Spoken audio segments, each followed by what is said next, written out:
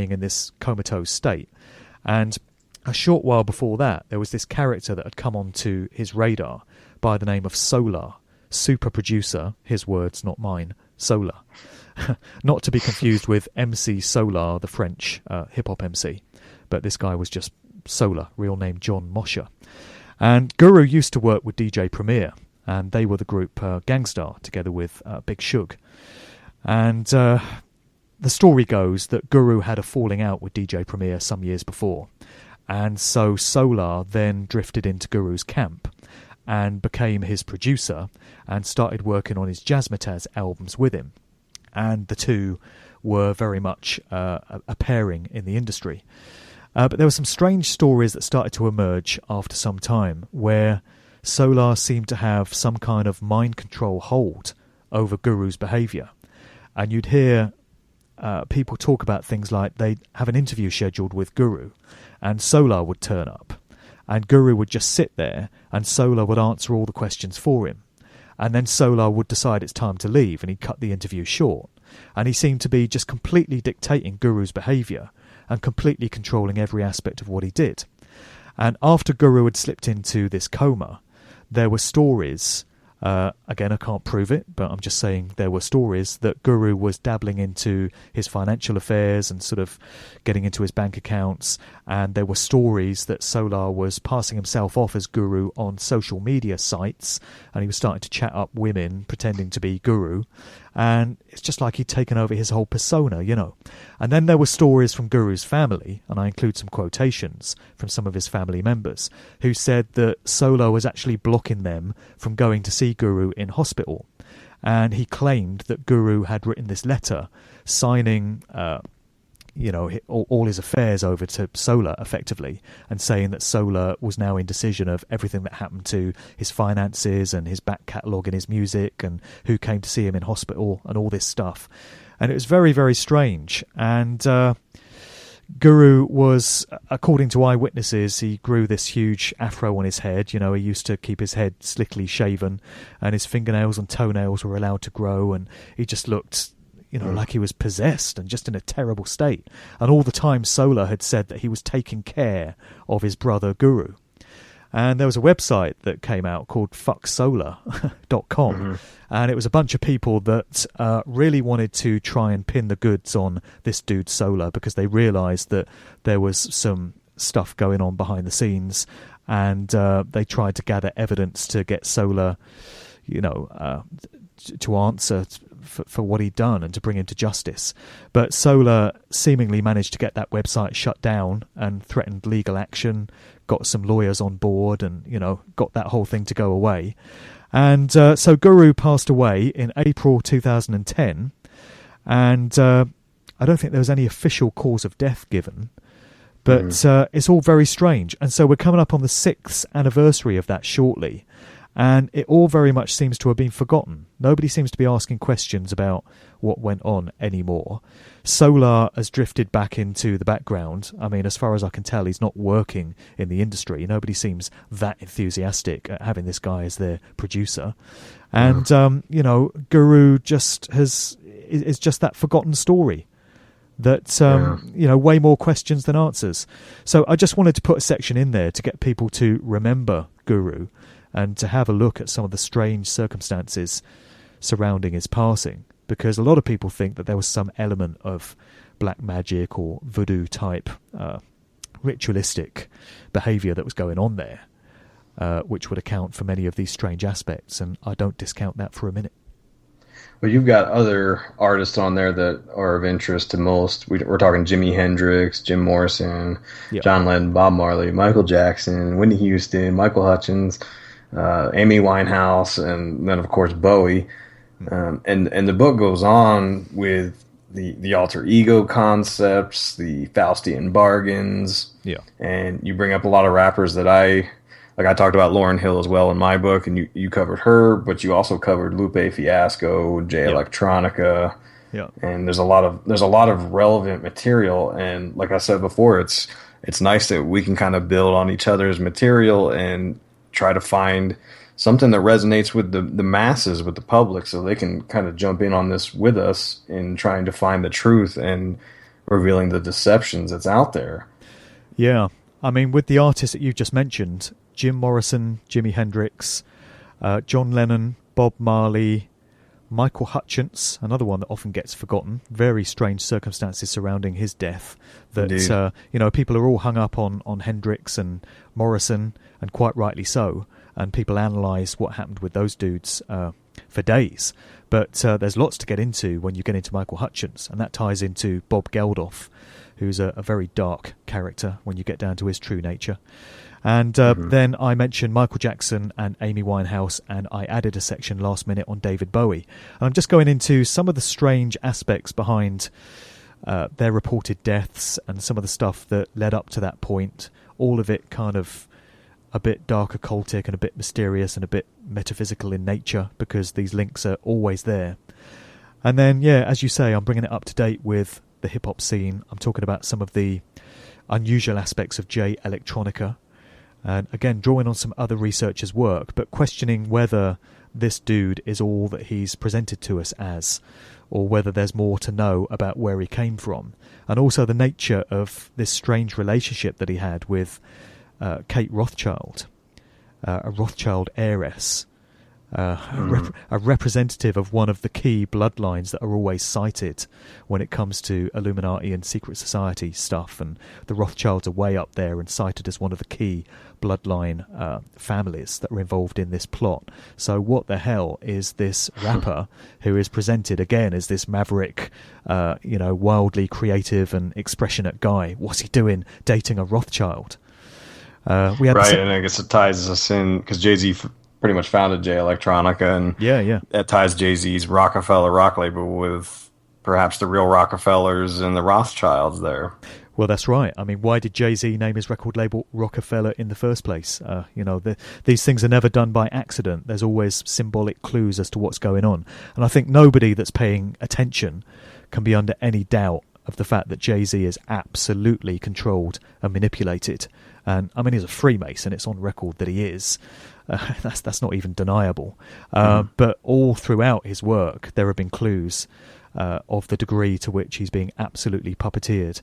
This was a difficult one for me. I was talking earlier about how people that remember the 60s have a very hard time taking on board what you might say about the Beatles, and the suggestion that the Beatles might have been a product of the Tavistock Institute, or the suggestion through Dave McGowan's work that the whole Laurel Canyon movement was manipulated and controlled from higher sources. I can understand why people find it so difficult to accept that, because I've said many times before that it was like that with me and Jay-Z. Going back to when I first became a DJ and first got into hip-hop and all that, I thought Jay-Z was amazing, awesome, great lyricist, and I followed his work, and I looked up to him. And it was only when I came to discover his true nature and what he's being used for and the agenda that he's a part of that respect diminished. I can't respect anyone that is a part of that agenda anymore, no matter how awesomely talented and great skills they may have. I can't respect someone that is a part of that. And so it's something that I've had to come to an acceptance of.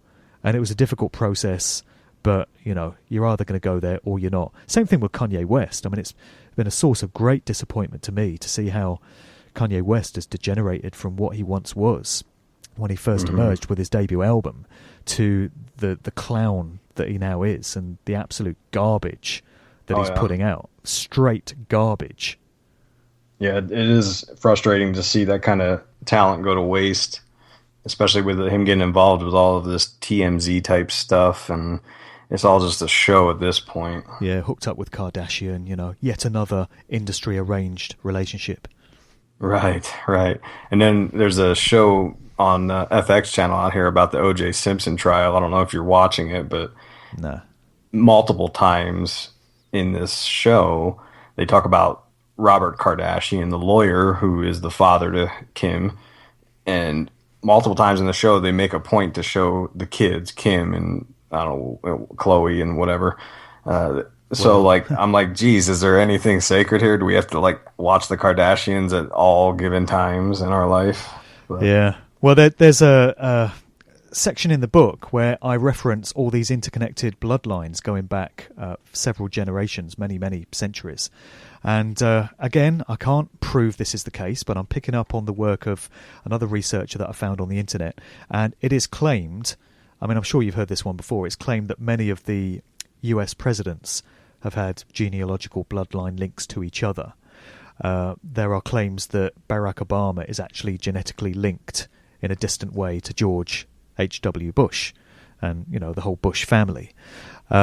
It's also claimed, although I think this is more factually provable, that David Cameron, the British Prime Minister, is genetically linked to the Queen of England. They're cousins, distant cousins. Prince William and Kate are actually distant cousins as well. They always keep it in the family. They like to interbreed all these elite types. And there's also claims that Kim Kardashian is linked in some way to David Cameron. And there are links, there are claims that Tony Blair, the former British Prime Minister and mass-murdering psychopath, his wife Sherry Blair, her maiden name was Sherry Booth, and there are claims that she was actually descended from John Wilkes Booth, who is said to have assassinated Abraham Lincoln. And there are also claims that the British royal family are descended from Vlad Dracul, aka Vlad the Impaler of Transylvania, on who the Dracula legends are based. So, again, it's difficult to prove this, but it wouldn't surprise me if this turns out to be the case, because they do like to keep it within certain bloodlines, within certain families. I mean, you can talk to people like Jay Parker, who is a survivor of satanic ritual abuse. He came out of this Illuminati family going back many, many generations, where they subject their own kids to horrific traumas and, psychologically abuse their own children to bring about this psychopathic satanic mindset that we were talking about at the very start of this conversation, so that they can continue the work, but they can do it without all the capacities of humanity intact that the rest of us have. So they lack the compassion and the empathy and that connection with their innate humanity. That's why they do it. And Jay Parker talks about how they keep it within certain families, and certain bloodlines are very important to them, and they want to know where these descendants of certain bloodlines are at all points, at all times, so they can keep an eye on them. And that's why so many of them become celebrities and politicians and public figures, because they want to keep them in the public eye so that they can keep tabs on them, and also so that they can do some work for the agenda in terms of mind controlling the public and pushing certain social engineering agendas. So that's why we have people like Kim Kardashian and her like, who are famous for being famous. People often say, what the hell does she do? What does Paris Hilton do? Who are these people? Why are they even famous? Well, if you take on board the notion that certain bloodlines are important to them and that they want to keep tabs on where they are in the world, then you understand why all these pointless celebrities just pop up everywhere and why certain people become famous in spite of themselves. Well, you did a wonderful job tying together a whole lot of material and theories, and you've researched it, you've laid it out in a cohesive manner that makes sense. It's an easy read. This is a fantastic book. It's called Musical Truth by Mark Devlin. It's available on Amazon.com. Is there anywhere else we can pick the book up? Well, yeah, the primary source is Amazon. So for anyone listening in the US, the best way of getting hold of it is probably just to order a copy via Amazon. For anyone listening in the UK, I'm offering signed copies from my own personal stash. So I'm mailing them out myself. I'm pretty much only doing that in the UK just because of the postage costs and the difficulties and, issues with customs and such. But if anyone wants to hit me up for a copy to be mailed out in the UK, they're welcome to drop me an email, and they can email me on mark@markdevlin.co.uk. There's further information about the book at musicaltruthbook.com. And if anyone just wants to drop me an email to find out about alternative sources, I know not everyone likes Amazon. There are some other retailers that it's going through. So if anyone wants to drop me an email on that address, I answer all emails received, and I'll be grateful for any feedback or any comments that people have about what's in the book. Always happy to engage in correspondence with people. And I'm also doing a speaking tour. I'm just trying to get out to certain events, and I'm taking quantities of the book with me to each of those. I am coming to the US for the Free Your Mind conference, as I mentioned. That takes place in Langhorne, Pennsylvania, just outside Philadelphia, and it's over the weekend of the 15th to the 17th of April. I'm doing a quick talk there, and I'll have copies of the book on a merchandise table there. You can get further information and tickets at freeyourmindconference.com. And all my other talks are pretty much in Europe, but looking forward to get out there for that one. And as I say, anything else is all at musicaltruthbook.com. So there you have it, Mark Devlin, Musical Truth, now available on Amazon and elsewhere. Pick up the book. I assure you it's a great read, especially if you've read my hip-hop conspiracy book, Sacrifice Magic Behind the Mic. This will also expand your interest and levels of knowledge in the occult and the music industry. I really appreciate Mark's passion for the subject. I've been on his podcast called Good Vibrations, and he's actually also got a series of interviews worth checking out, and he has a show called The Sound of Freedom where he plays some more conscious hip-hop music. He's really got a lot of great stuff. If you go to, just Google search for DJ Mark Devlin, spelled D-E-V-L-I-N, Mark is spelled M-A-R-K, and you'll find his website where you can get information on all of these subjects. Or if you're ready to get the book, just Google search for Musical Truth by Mark Devlin. Should show up for the Amazon listings. And as one final petition, I'd like to mention that I do this podcast free of charge. I don't bug you with ads about stamps and shaving creams and all that other nonsense, because I want to give back to the listeners, because I appreciate all the time that you guys spend watching my YouTube videos or reading my articles, and I can just appreciate that we can connect with like-minded people. So if you want to get publicity for the show, you can go to iTunes or Stitcher and post a review or a rating, because that helps get the message out and other people can listen to it. But I wanted to thank you for listening to the show, and public speaking isn't my strongest suit, but I do the best I can. So I just wanted to tell you I appreciate you listening to the show. Thanks.